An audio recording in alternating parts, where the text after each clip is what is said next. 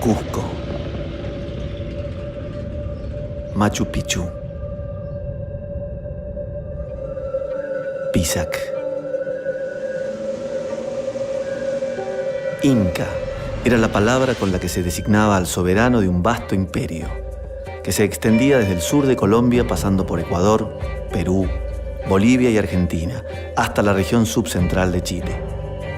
Esta amplia geografía, con sus habitantes y paisajes, se conocía como Tahuantinsuyo.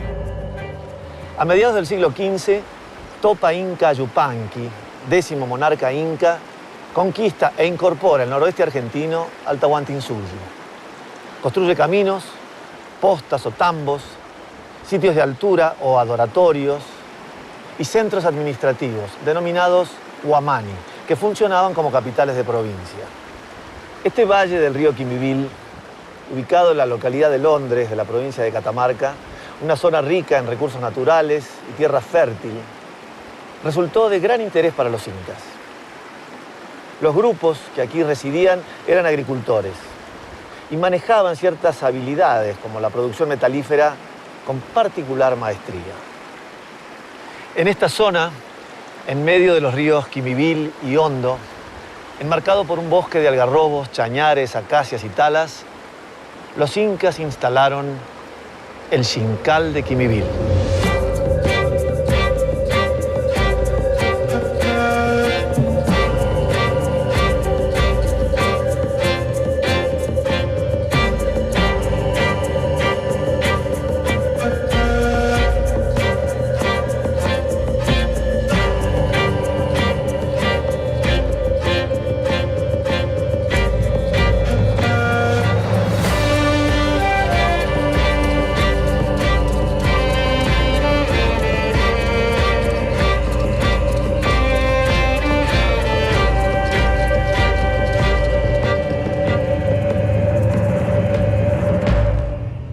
El Xincal constituyó uno de los principales centros político, administrativo y ceremonial inca del noroeste argentino. Era considerado como un nuevo Cusco, un lugar que replicaría simbólicamente la capital del imperio. Tanto los edificios como el paisaje circundante conformaban una red espacial, donde cada punto tenía un significado, a la manera de marcadores geográficos y económicos, pero al mismo tiempo sagrados. En 1950, el doctor Alberto Rex González y posteriormente, a partir de la década del 80, el doctor Rodolfo Rafino, sistematizan el trabajo sobre este sitio. Sus estudios, junto a los aportes de jóvenes científicos en la actualidad, nos dan herramientas para entender esta compleja red. 1 de enero de 1901, una expedición del Instituto Geográfico Argentino a cargo de Adán Quiroga e Hilarión Furque, que anduvieron por todo el valle recorriendo sitios, y el 1 de enero mandan un telegrama al Instituto Geográfico Argentino diciendo que encontraron las ruinas de un sitio que se parece al Paramonga peruano. El Xincal aparece como un centro administrativo inca y después, a través de los relatos etnohistóricos, pasa a ser una capital de huamani, una capital de provincia. Y toda la arquitectura es una arquitectura de poder. Es una arquitectura en parte ceremonial, marcada por el usnu, técnica administrativa como las callancas. En definitiva, es toda una conquista muy estratégica, con un estudio previo geopolítico de las regiones, de los pueblos que había, de cómo entrarles, cómo salirles, cómo conquistarlos. Hay un dominio pacífico entre el conquistador y conquistado, que ese es el gran mérito que tiene el Tahuantinsuyo, ¿no? El Collasuyo les dio a ellos una riqueza metalífera impresionante, que se sigue explotando hoy día. En algo menos de un siglo, el imperio inca conquistó territorios y poblaciones, convirtiéndose en el dominio más extenso que tuvo cualquier estado de la América precolombina. El camino del Inca fue una de las piedras angulares de la expansión del imperio. Partiendo del Cusco como centro político y cósmico, unía las 4 regiones del Tahuantinsuyo: el Chinchaysuyo, el Kuntisuyo, el Antisuyo y el más extenso, el Collasuyo, del que formaban parte el noroeste argentino y la región de Cuyo. El camino de la sierra, luego de pasar por el altiplano boliviano, ingresaba al noroeste argentino, conectando con el Xincal. Gente que viene caminando por el camino incaico, por el Capagnián, desde distintos lugares, trayendo sus ofrendas, con sus trajes típicos. Tengo la imagen de una plaza que es muy amplia y es una plaza que se va conformando a través del sonido, de la música y de los colores. En las mantas se van distribuyendo todos los elementos que se van a ofrendar, se prende el fogón ceremonial, la gente se va acercando a ese fogón y va acercando su ofrenda.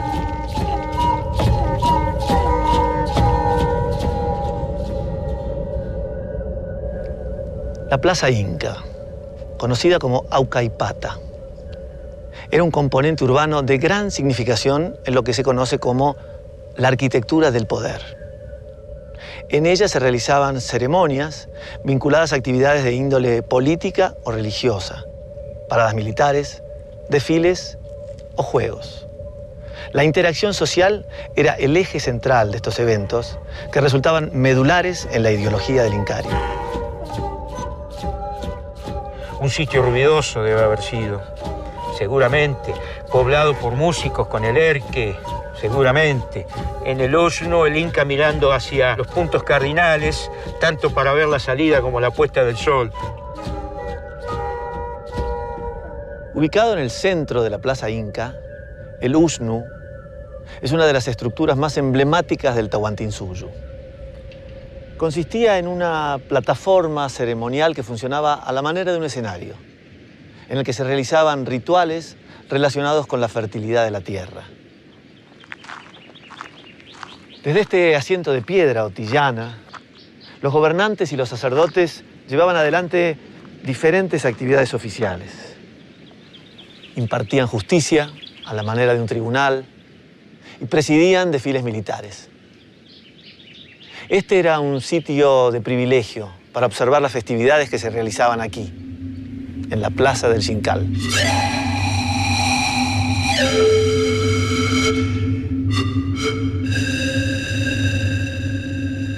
En las excavaciones se han encontrado un montículo de rocas muy pequeñas. O sea, son rodados que uno los podría agarrar con la mano y depositar en ese sector y están perfectamente delimitados por dos rocas canteadas. En este sentido es lo que se piensa que es un libadero, que es un lugar donde se realizarían ofrendas, donde se brinda con la Pachamama, se convida a la tierra. Dentro de las ofrendas, en las sociedades andinas, las comidas eran uno de los regalos más preciados, tanto hacia las deidades como hacia los ancestros muertos. La práctica de alimentar a los organismos vivos nos deja usualmente pocos restos arqueobotánicos, porque estos restos son efectivamente consumidos. En cambio, las prácticas de alimentar a los ancestros muertos o a las deidades usualmente dejan más registro arqueobotánico, porque se preservan en el sedimento por largo tiempo. Es así que en el Usnu encontramos fragmentos de lo que pueden haber sido comidas, rituales ofrendadas a las deidades en este espacio físico. Estas comidas sabemos que han estado elaboradas al menos con poroto y ají. No obstante ello, además de estos fragmentos de comida, hemos recuperado el 99% de todas las especies vegetales recuperadas en el resto de los recintos del sitio del Xincal. Eso nos demuestra la importancia que cada uno de los recursos ha tenido para el Estado inca y para los que estaban tributando a ese Estado. Y encontramos objetos también que podríamos decirlo exóticos. Se encuentran, por ejemplo, moluscos, ¿sí?, que provienen del Pacífico. Se encuentran cristales de cuarzo, puntas de flecha fabricadas en hueso. Encontramos objetos de metal que también circulan en esferas con una alta ritualidad.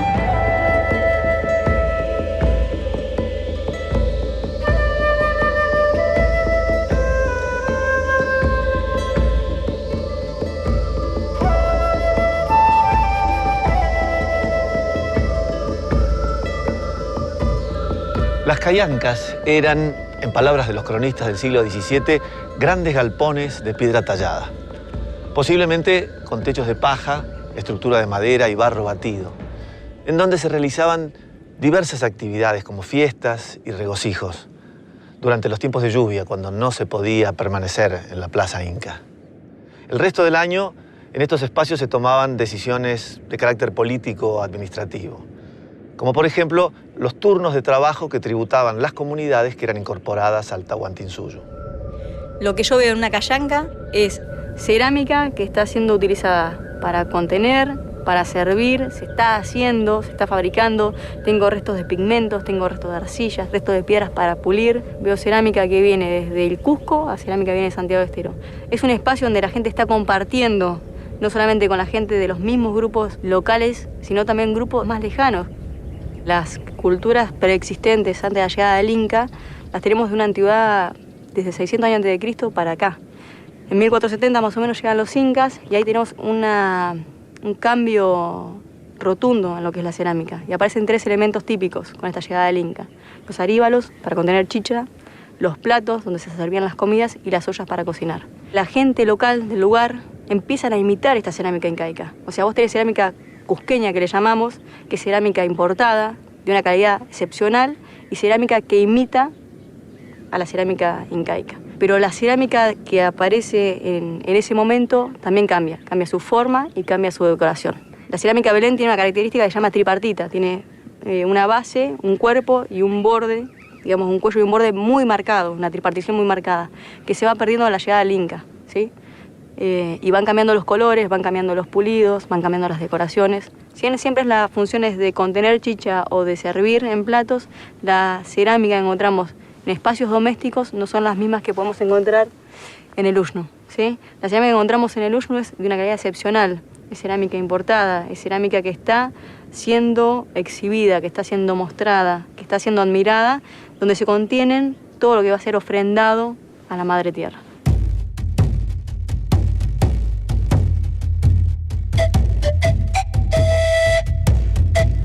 En el Jincal se construyeron diferentes tipos de residencias, conocidas bajo el nombre de canchas. Algunas de estas canchas eran destinadas a alojar a los gobernantes o la élite. Otras permitían alojar a los invitados que llegaban a los eventos festivos. Y algunas eran exclusivas de aquellos habitantes permanentes que se encargaban de mantener el sitio a lo largo de todo el año.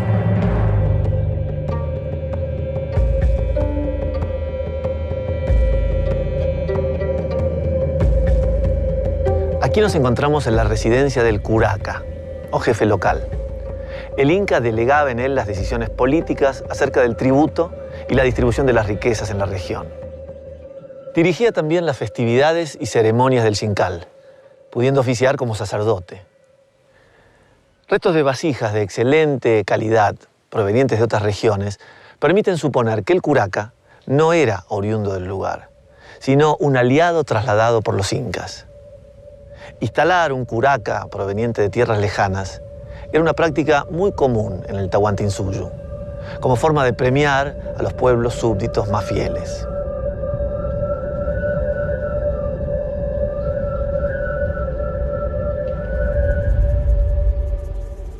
El tributo es el impuesto, no en dinero, sino en especies. La población estable del Jincal sería de alrededor de 800 habitantes, no más.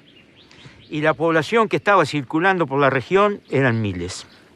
De modo que, ¿cuál es el sistema atractivo que podían generar, sino las fiestas periódicas y permanentes? Las comunidades de acá eran obligadas a tributar y deben haber sido obligadas a hacer los edificios que estamos viendo, bajo la dirección de arquitectos cusqueños, no tengan duda.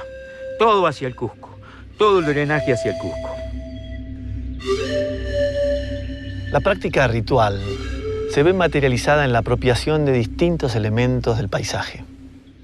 Los cerros aterrazados oriental y occidental fueron aplanados artificialmente, lo que implicó que muchos trabajadores removieran toneladas de tierra y piedra picada.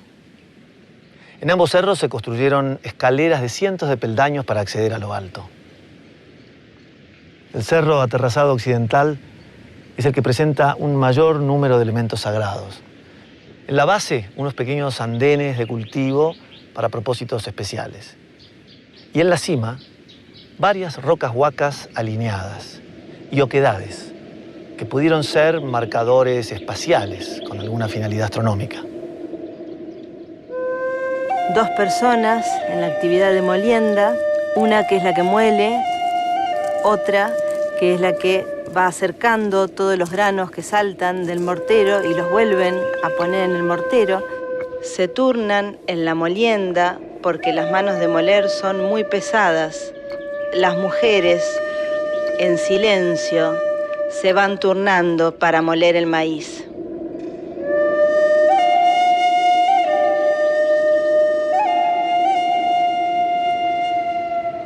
El consumo de comidas y bebidas para las fiestas requería de toda una preparación previa que involucraba una gran cantidad de trabajadores.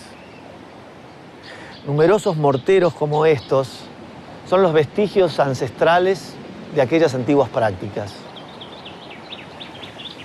Aquí se molían maíz, tubérculos, algarrobo, chañar y porotos.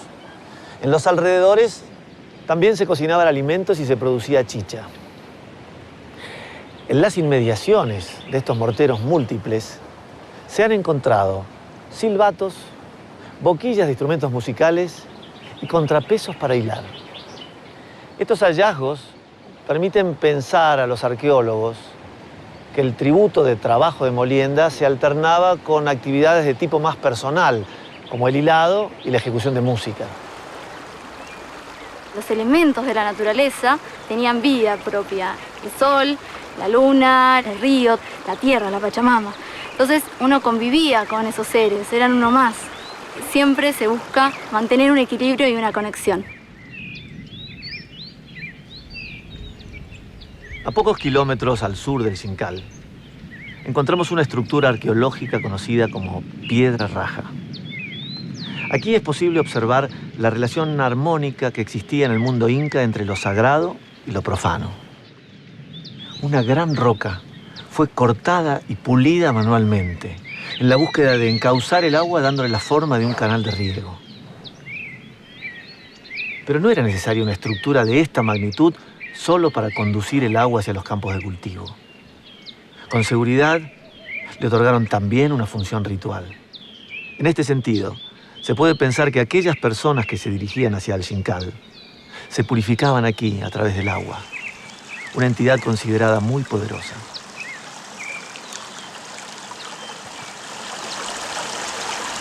Se tiene la idea que el agua purifica a las personas cuando la beben, purifican en los baños, y también pensar el agua como dadora de vida cuando se cultiva, cuando penetra la tierra, permite junto al sol, por ejemplo, crecer el maíz o diferentes tipos de cultivos. Son varias las imágenes que uno se puede hacer de lo que es un camino y cómo funcionaba en ese momento. Una de las más importantes yo creo que es hablar de los chasquis, los mensajeros. Personas elegidas por la nobleza incaica que se encargaban de transmitir un mensaje. Imaginarse un chasqui caminando, cuando llega a una posta, que eran las casitas de los chasquis, se contacta con otra persona, le pasa el mensaje y esa otra persona se va caminando a otra posta justamente para transmitirle ese mensaje y que éste siga su curso.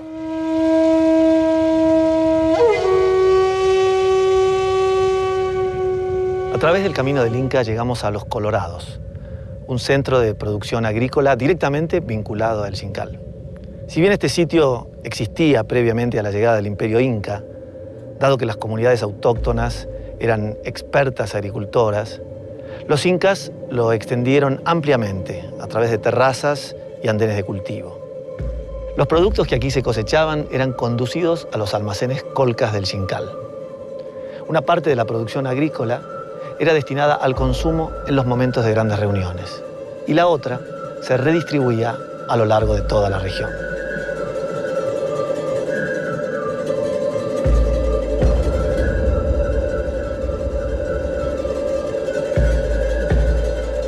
Las laderas de los cerros han sido utilizadas y modificadas para el cultivo.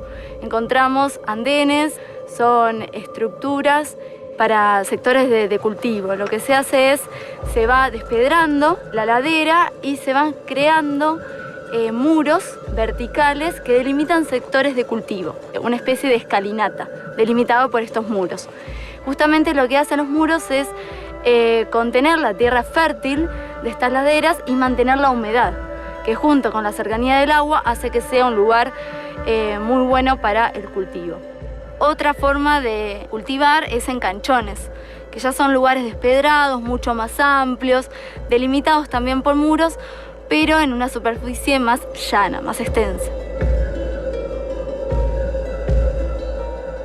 El Inca en los campos de cultivo no solo los usaba para cultivar, no solo los despedraba, los cultivaba, sino que a veces incluía elementos del paisaje, rocas grandes, y las cargaba de significado. Es una roca natural, pero que ha sido incorporado a la dinámica social, al entramado del mundo andino.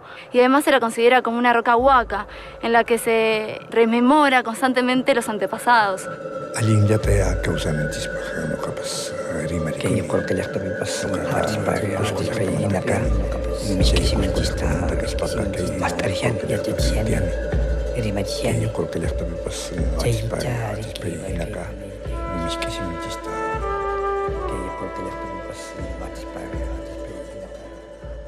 Las nuevas investigaciones sobre el mundo inca nos traen en la provincia de Catamarca a Quillay.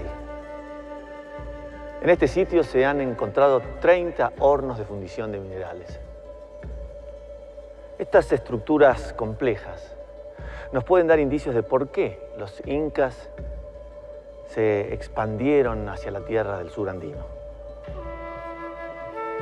En estas regiones, además de existir una riqueza en recursos minerales importantes como el cobre y el estaño, existían poblaciones previas a los incas que eran expertas en el manejo de la producción de metales. Estos conocimientos fueron muy bien aprovechados por los incas, dado que los objetos de cobre y bronce eran considerados símbolos de dominio imperial.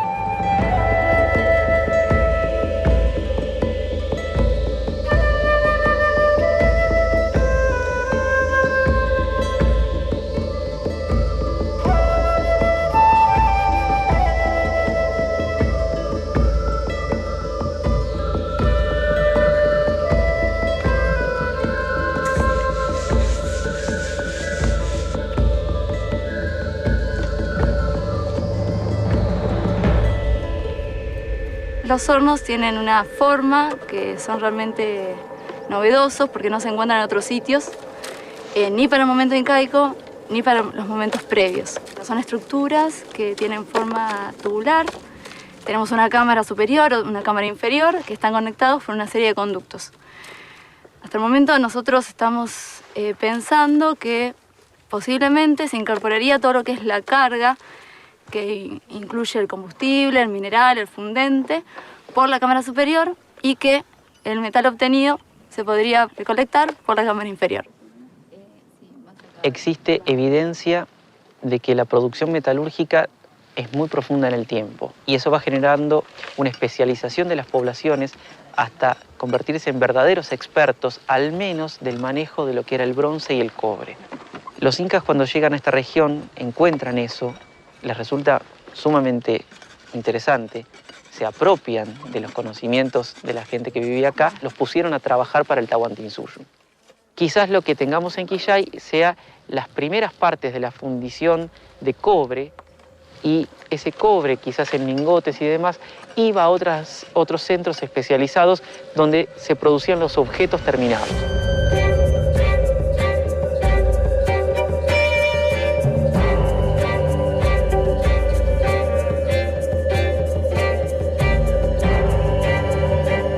En estos hornos, quizás hayan sido forjados algunos de los objetos de metal que en el mundo inca eran utilizados fundamentalmente con fines ornamentales y rituales. Estos objetos manifestaban estatus y poder para aquellos que los poseían, además de tener una connotación especial vinculada a los dioses. Por ejemplo, el oro representaba al sol, Inti Taita, y la plata a la luna, Mama Quilla. Las ofrendas de este tipo de objetos permitían una vinculación especial con los seres sobrenaturales. Es por ello que son encontrados en algunos lugares donde se realizaban prácticas rituales, como el caso del Uxnu en el Xincal de Quimbibil.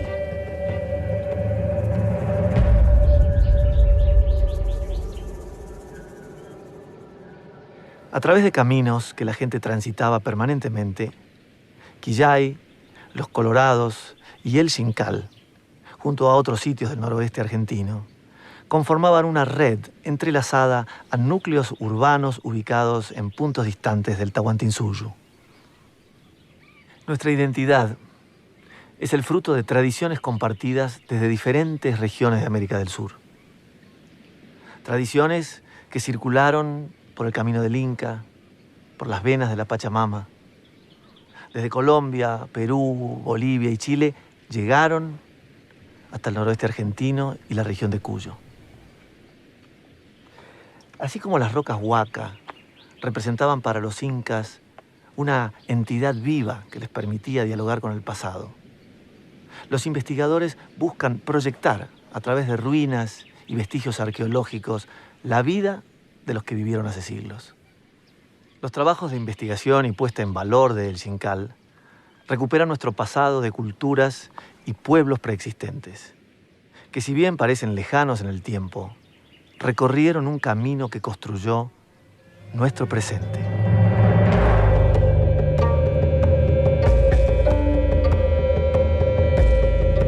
Mis abuelos viven todavía, que ellos son descendientes de esta cultura y por eso nosotros somos parte de eso también. Ir a moler en un mortero, ver a nuestros abuelos tejer en el telar, preparar la lana. Como una relación de toda nuestra vivencia, nuestra forma de crianza a este lugar.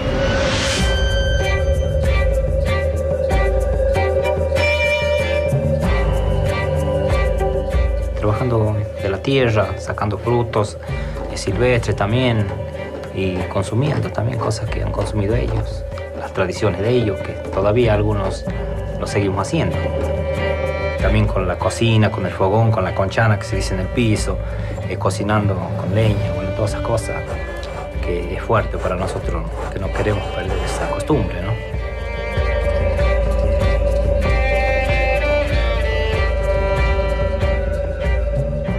Uno entra y se siente influenciada por la energía que se recibe. Cuando yo lo conocí la primera vez, en el año 49, se veía perfectamente la serie de casas, una al lado de otra, que sirvió para la vivienda de los indios.